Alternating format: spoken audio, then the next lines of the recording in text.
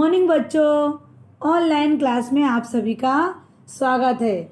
हम यहाँ देखेंगे लेसन नंबर 7 प्राकृतिक व्यायाम।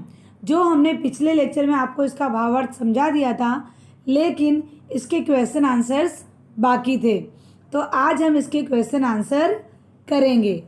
सबसे पहले जो प्राकृतिक व्यायाम जो लिखा है, उनके कवि हैं महात्मा गांधी जी।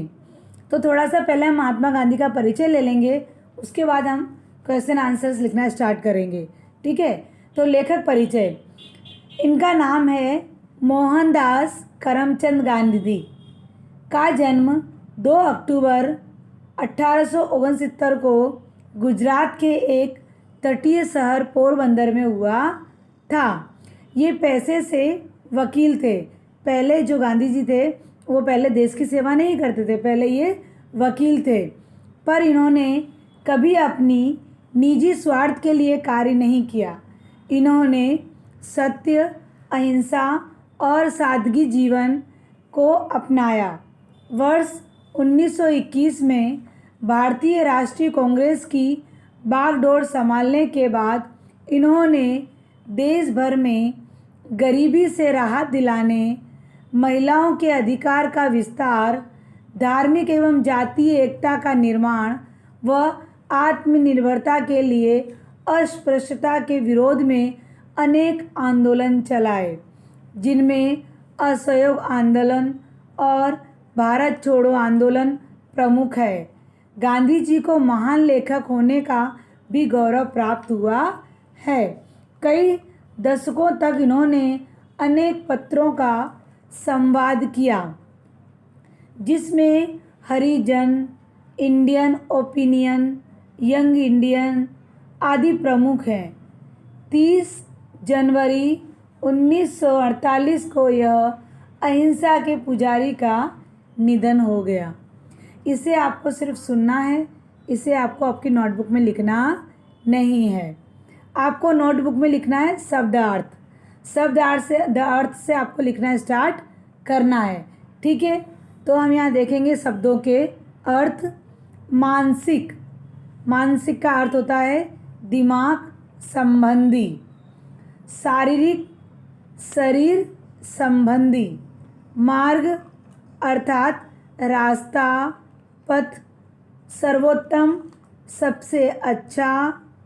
कल्लोल अर्थात मौज, कीड़ा।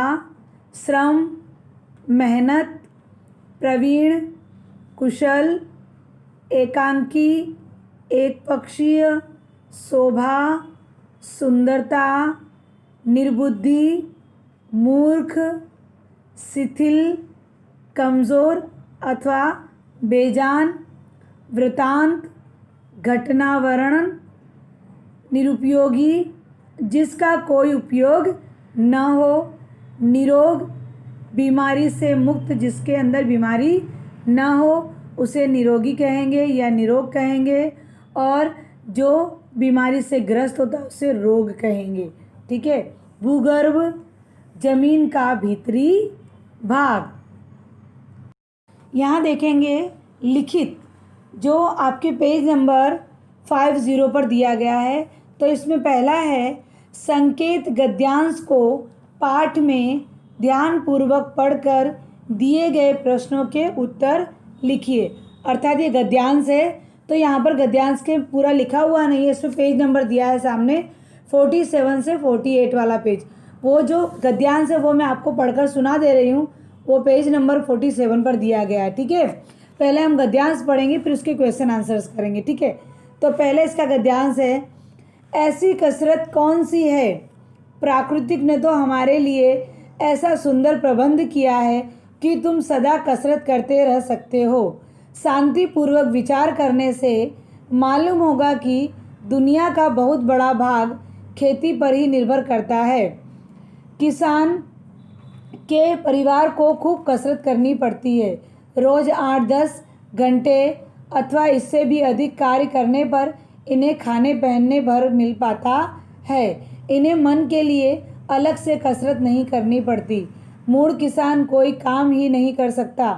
उसे मिट्टी की पहचान, ऋतु परिवर्तन का ज्ञान, चतुराई के साथ जोतना और साधारणतः चंद्रमा, सूर्य और तारों की गति जाननी चाहिए। शहर का बड़ा भारी बुद्धिमान भी किसान के यहाँ जाकर निर्बुद्धि सिद्ध होगा।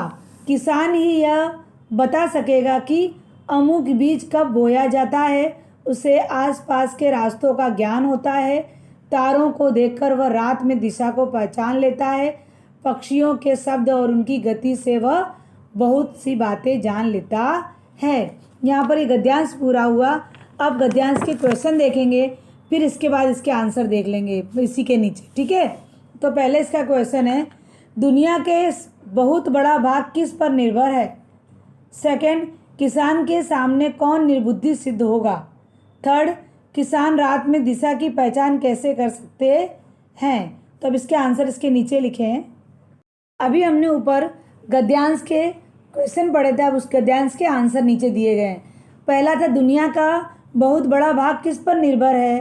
तो आंसर है, दुनिया का बहुत बड़ा भाग कृषि पर निर्भर है। कृषि अर्थात खेती पर निर्भर है, ठीक है। चलिए, सेकंड है, किसान के सामने कौन निर्बुद्धि सिद्ध होगा। तो आंसर है, शहर का बड़ा भारी बुद्धिमान भी किसान के सामने निर्बुद्धि सिद्ध होगा। ग नंबर है, किसान रात में दिशा की पहचान कैसे कर सकते हैं। तो आंसर है, तारों को देखकर किसान रात में दिशा की पहचान कर सकते हैं। सेकंड है इसमें, अति लघु उत्तर लिखिए। अति लघु का मतलब होता है एक एक वाक्य में उत्तर लिखना। तो पहले हम क्वेश्चन देखेंगे, फिर इसके नीचे इसका आंसर देखेंगे, ठीक है। तो पहले है इसका क्वेश्चन, इस पाठ के लेखक कौन है।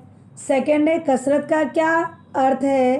थर्ड, शारीरिक और मानसिक कसरत न करने से क्या होता है। तो इसके आंसर अब हम देखेंगे नीचे। तो अति लघु उत्तर लिखिए। तो इसमें पहला प्रश्न क्या था, इस पाठ के लेखक कौन थे। तो आंसर आएगा, इस पाठ के लेखक महात्मा गांधी जी हैं। सेकंड नंबर, कसरत का क्या अर्थ है। तो शारीरिक और मानसिक कार्य। समझ में आया। ग नंबर है, शारीरिक और मानसिक कसरत न करने से क्या होता है। तो आंसर है, शारीरिक कसरत न करने से शरीर रोगी रहता है और मन की कसरत न होने से वह शिथिल अर्थात कमज़ोर, निर्बल भी कह सकते हैं, कमज़ोर रहता है। नंबर थर्ड देखेंगे, लघु उत्तर लिखिए। लघु अर्थात छोटे उत्तर लिखिए। तो इसमें पहला क्वेश्चन है, मनुष्य को स्वस्थ रहने के लिए किन किन चीज़ों की आवश्यकता होती है। ख नंबर, शारीरिक और मानसिक श्रम में क्या अंतर है। ग, व्यापारी और लोग आदि लोग स्वस्थ कैसे रह सकते हैं। तो इसका आंसर हम नीचे देखेंगे। लघु उत्तर में प्रश्न नंबर फर्स्ट, मनुष्य को स्वस्थ रहने के लिए किन किन चीज़ों की आवश्यकता होती है। तो आंसर है, मनुष्य को स्वस्थ रहने के लिए शुद्ध हवा, पानी और अन्न के साथ साथ शारीरिक और मानसिक व्यायाम करने की आवश्यकता होती है और मन में उत्तम विचार और ऊंची सोच समझ का होना भी अत्यंत आवश्यक है। 2 नंबर देखेंगे, शारीरिक और मानसिक श्रम में क्या अंतर है। तो आंसर है, शरीर से किया जाने वाला श्रम शारीरिक श्रम तथा मस्तिष्क से अर्थात मगज से किया जाने वाला श्रम मानसिक श्रम है। शारीरिक श्रम न करने से शरीर रोगी रहता है तथा मानसिक श्रम न करने से वह शिथिल रहता है। ग नंबर देखेंगे, व्यापारी आदि लोग स्वस्थ कैसे रह सकते हैं। तो आंसर है, व्यापारी आदि लोग के लिए पाश्चात्य विद्वानों ने क्रिकेट इत्यादि खेल लाभदायक बताए हैं तथा मानसिक श्रम के लिए ऐसी पुस्तकें पढ़नी चाहिए जिनमें अधिक सोचने विचारने की आवश्यकता पड़े। क्वेश्चन नंबर 4, दीर्घ उत्तर लिखिए। दीर्घ मतलब होता है विस्तार पूर्वक उत्तर लिखिए, बड़े क्वेश्चन आंसर, ठीक है। तो पहले क्वेश्चन देखेंगे, फिर इसके आंसर नीचे देखेंगे। तो पहला क्वेश्चन है, भारतीय किसानों को किन किन चीज़ों की जानकारी होती है? ख नंबर, भारतीय बुद्धिमान गृहस्थों का जीवन निराला क्यों है? ग नंबर, सर्वोत्तम कसरत चलना है, यह कसरतों की रानी है, सिद्ध कीजिए। अब इसके आंसर हम नीचे देखेंगे। दीर्घ उत्तर में फर्स्ट क्वेश्चन था, भारतीय किसान को किन किन चीज़ों की जानकारी होती है? तो आंसर है, भारतीय किसानों को मिट्टी की पहचान, ऋतु परिवर्तन का ज्ञान, चतुराई के साथ जोतना और साधारणतः चंद्रमा, सूर्य और तारों की गति की जानकारी होती है। वही पक्षियों को इकट्ठा और कलोल करते देखकर यह बता सकता है कि पक्षियों का अमुक काम किस बात का सूचक है। किसान अपने काम से संबंधित खगोल, भूगोल और भूगर्भ विद्या समझता है। अब उसे मानव धर्म शास्त्र का भी साधारण ज्ञान होता है। ख नंबर देखेंगे, भारतीय बुद्धिमान गृहस्थों का जीवन निराला क्यों है? तो आंसर है, भारतीय बुद्धिमान गृहस्थों का मार्ग निराला है। वे मन की कसरत करते हैं किंतु शरीर की कसरत नहीं करते या कम करते हैं। इसी से हम उन्हें असमय खो बैठते हैं। उनका शरीर लगातार मानसिक काम करते रहने के कारण क्षीण हो जाता है। कोई न कोई रोग उनके शरीर में घर किए रहता है। थर्ड क्वेश्चन है, सर्वोत्तम कसरत चलना है, यह कसरतों की रानी है, सिद्ध कीजिए। तो आंसर है, चलने से शरीर के प्रत्येक भाग में खून तेजी से दौड़ा करता है, प्रत्येक अंग में हलन चलन पैदा होती है और सारा शरीर कस उठता है। चलने से हाथ पैर हिलते ही हैं, साथ ही शुद्ध हवा मिलती है। 10-12 मील चलना ही सच में चलना कहलाता है। यहाँ दिए गए हैं विशेषण, विशेष्य, विशेषण के भेद, युग्म शब्द लिखिए। तो सबसे पहले हमें यहाँ पर देखना है कि जो यहाँ पर दिया गया है, दिए गए वाक्यों में से विशेषण और विशेष्य शब्द छांट कर अलग अलग कीजिए। तो आपको विशेषण का अर्थ समझ में आता है कि नहीं, कि विशेषण किसे कहते हैं? तो विशेषण किसे कहते हैं, इसकी डेफिनेशन क्या होगी? तो विशेषण की डेफिनेशन होगी कि संज्ञा या सर्वनाम की विशेषता बताने वाले शब्द को विशेषण कहते हैं। जैसे मैं एक उदाहरण आपको लूँ कि यह पेड़ हरा है, यह पेड़ हरा है। तो पेड़ क्या है? विशेष्य, और हरा क्या है? उसकी विशेषता बता रहा है। तो यहाँ पर एक शब्द दिया है, वह कुशल और पराक्रमी लड़का है, वह कुशल और पराक्रमी लड़का है। तो यहाँ पर इस वाक्य में कुशल और पराक्रमी क्या है? विशेषण। बालक की क्या बता रहा है? विशेषता बता रहा है, उसके गुण को बता रहा है। तो क्या है उसका गुण? वह कुशल और पराक्रमी है। तो ये दोनों क्या होगा? विशेषण। तथा लड़का क्या है? विशेष्य है। वही हमको इसमें से छांट कर यहाँ अलग लिखना है, विशेषण और विशेष्य। तो इसमें पहला है, मूढ़ किसान काम ही नहीं कर सकता। तो यहाँ पर मूढ़ क्या है? विशेषण है। किसान कैसा है? मूढ़, मूर्ख की बात की जा रही है यहाँ पर। तो किसान क्या है? विशेष्य, और मूढ़ क्या है? विशेषण। तो हमने यहाँ पे लिखा है मूढ़ विशेषण में लिखा है और विशेष्य में किसान लिखा है। ठीक है। सेकंड देखेंगे, यह शिक्षाप्रद लेख है। तो शिक्षाप्रद क्या है? विशेषण, और विशेष क्या है? लेख। ग नंबर देखेंगे, बुद्धिमान गृहस्थों का मार्ग ही निराला है। तो बुद्धिमान और निराला क्या है? विशेषण, और गृहस्थ और मार्ग विशेष्य है।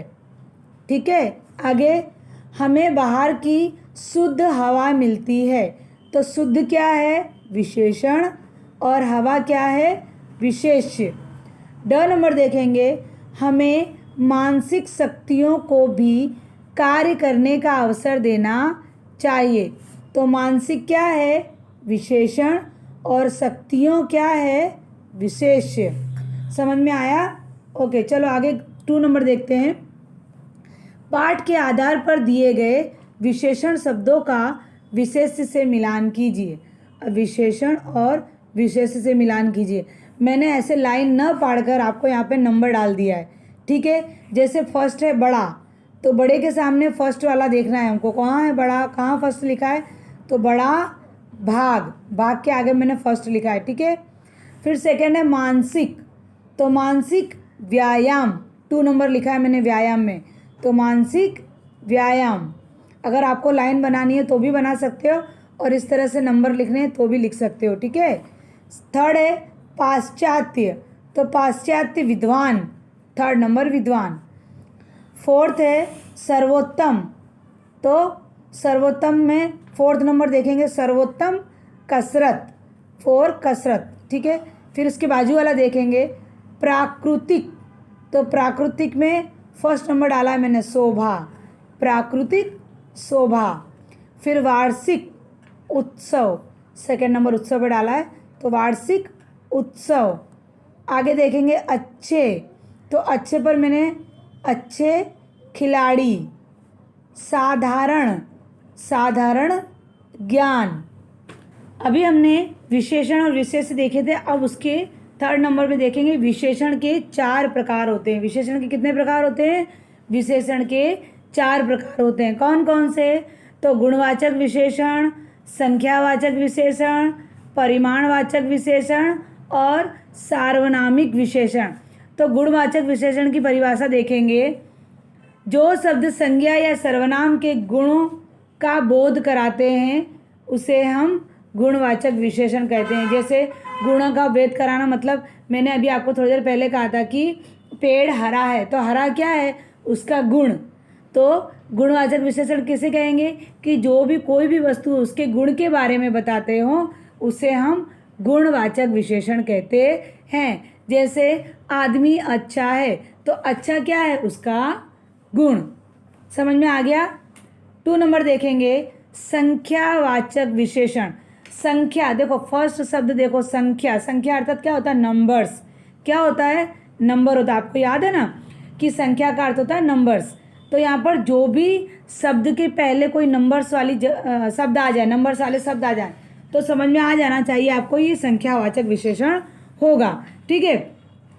जैसे दोहा, जैसे दो राह, चौराहा, पंचतत्व, तो पंचतत्व में 5 आ गया, दो राह में 2 आएगा, दोपहर में 2 आ गया, चौराहों में 4 आ गया। तो जहाँ पर भी पहला शब्द संख्यावाचक दिखता हो उसे हम संख्यावाचक विशेषण कहते हैं। यहाँ पर देखेंगे जो शब्द संज्ञा या सर्वनाम की संख्या या क्रम का बोध कराते हैं उसे हम संख्यावाचक विशेषण कहते हैं। तो संख्यावाचक विशेषण में जैसे यहाँ पर उसका उदाहरण भी दिया है, जैसे 2 आम, 2 आम की जगह 4 आम भी हो सकता है, चौराहा भी हो सकता है, पंचतत्व भी हो सकता है, और सप्तऋषि भी हो सकता है, कुछ भी। तो पहला शब्द जो होता है सप्त, तो 7 ऋषि। इस प्रकार से 2, तो 2 क्या 2 क्या है? 2 संख्या है, ठीक है। तो यहाँ पर हुआ संख्यावाचक विशेषण। अभी 3rd देखेंगे परिमाणवाचक विशेषण। परिमाण का अर्थ होता है तोल माप, जिसको तोला जाए और मापा जाए उसे हम परिमाणवाचक विशेषण कहते हैं। जैसे जो शब्द संख्या या सर्वनाम के माप तोल की विशेषता का बोध कराते हैं उसे हम परिमाणवाचक विशेषण कहते हैं। जैसे थोड़ा पानी, तो पानी कितना पता नहीं, दूध। हम कोई भी लिक्विड पदार्थ को ले सकते हैं जो परिमाणवाचक विशेषण में आएगा। जैसे थोड़ा दूध, थोड़ा तेल, ज़्यादा पानी। तो इस तरह से आप जो भी लोगे वो परिमाणवाचक में आएगा। आगे देखेंगे 4th नंबर सार्वनामिक विशेषण। सर्वनामिक विशेषण, जैसे हमने सर्वनाम सीखा था, आपको याद है कि सर्वनाम सीखा, उसमें क्या था? यह, वह, तुम, आप, स्वयं, ये सब शब्द होते हैं वो क्या होते हैं? सर्वनाम होते हैं। तो यहाँ पर कुछ हिस्सा उसका हम यहाँ पर ले सकते हैं। जैसे सर्वनामिक विशेषण में क्या होगी इसकी परिभाषा? जो सर्वनाम शब्द संख्या की विशेषता बताने के लिए प्रयोग किए जाते हैं उसे हम सर्वनामिक विशेषण कहते हैं। जैसे वह पेड़ सूखा है, तो वह क्या है? सर्वनामिक विशेषण। समझ में आया आप सबको? हाँ, अब जो हमने ऊपर सीखा है वही हमने नीचे क्वेश्चन आंसर में आपसे पूछा है। ये आंसर आपसे पूछा है जो हमने आगे ऊपर सीखा है। गुणवाचक विशेषण, संख्यावाचक विशेषण, परिमाणवाचक विशेषण और सार्वनामिक विशेषण सीखा है, उसी को देखते हुए हमने यहाँ पर क्वेश्चन बनाए हैं। तो हमको ध्यान देना है कि कौन सा गुणवाचक होगा। यहाँ पर 3 ऑप्शन दिए हैं और क्वेश्चन दिया, तो उसमें से आपको बताना सही क्या है। ठीक है, तो इसमें हम देखते हैं पहला क।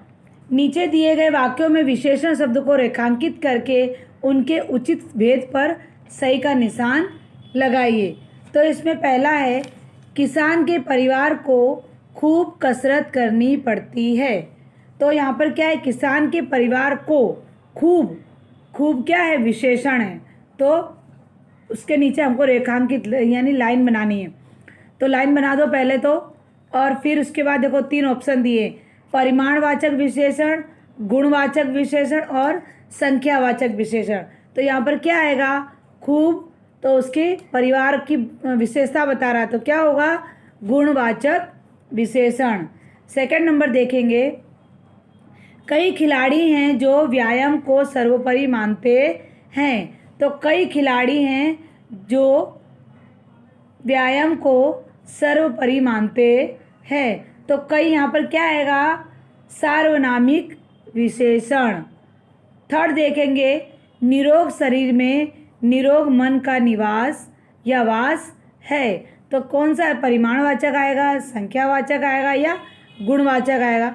तो गुणवाचक है, तो यहाँ पर आएगा गुणवाचक विशेषण। घ नंबर देखेंगे, हमें शारीरिक व्यायाम भी करना चाहिए। तो हमें शारीरिक व्यायाम भी करना चाहिए, तो यहाँ पर क्या आएगा? परिमाणवाचक विशेषण। आगे देखेंगे ड नंबर, यह व्यायाम शरीर को मजबूत बनाता है।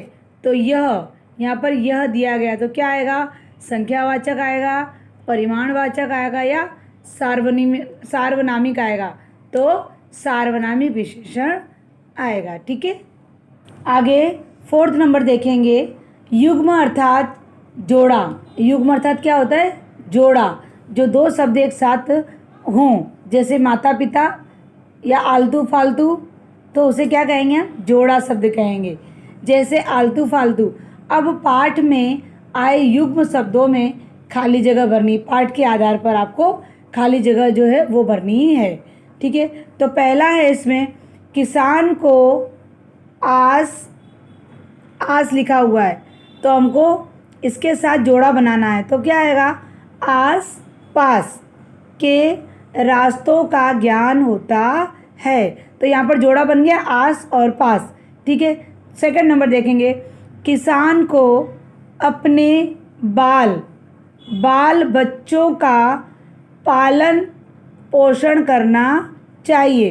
तो यहाँ पर क्या हो? बाल बच्चों, लालन पोषण। ठीक है, ये युग्म शब्द कहते हैं। जहाँ 2 शब्द होते हैं उसे क्या कहेंगे? युग्म शब्द, जोड़ा, एक दूसरे से जुड़ा हुआ। ठीक है, तो आसपास, बाल बच्चों, पालन पोषण। आगे देखेंगे ग नंबर, यहाँ किसानों की जिंदगी का वर्णन है जिससे लोग अपना रहन सहन उन्हीं के समान बना सकते हैं। तो किसके समान? रहन सहन, ये जोड़ा है। आगे घ नंबर, व्यापारियों को भाव और सामने क्या लिखा है? ताव की खबर रहती है। तो भाव ताव की खबर रहती है। ड नंबर देखेंगे, मानसिक श्रम के लिए ऐसी पुस्तकें पढ़नी चाहिए जिनमें अधिक सोचने विचारने की आवश्यकता न पड़े। अधिक सोचने विचारने, ये भी जोड़ा है। आगे देखेंगे, जो राजा महाराजा अच्छे खिलाड़ी रहे हैं उनकी मानसिक शक्तियों के संबंध में हमें क्या प्रमाण मिले हैं? तो राजा महाराजा। तो उसी प्रकार से हमने युग्म वाले शब्द यहाँ पूरे में देखे। सबसे पहले थे आस पास, सेकंड है बाल बच्चों, थर्ड है पालन पोषण, फोर्थ है रहन सहन, फिफ्थ है भाव ताव, सिक्स है सोचने विचारने और लास्ट वाला है राजा महाराजा। इस तरह से आपके क्वेश्चन आंसर्स के साथ जो आपकी व्याकरण भी था वो भी यहाँ पर कंप्लीट हो गया है। ठीक है, चलिए इसी के साथ मैं अपनी वाणी को विराम देती हूँ। अस्तु, धन्यवाद।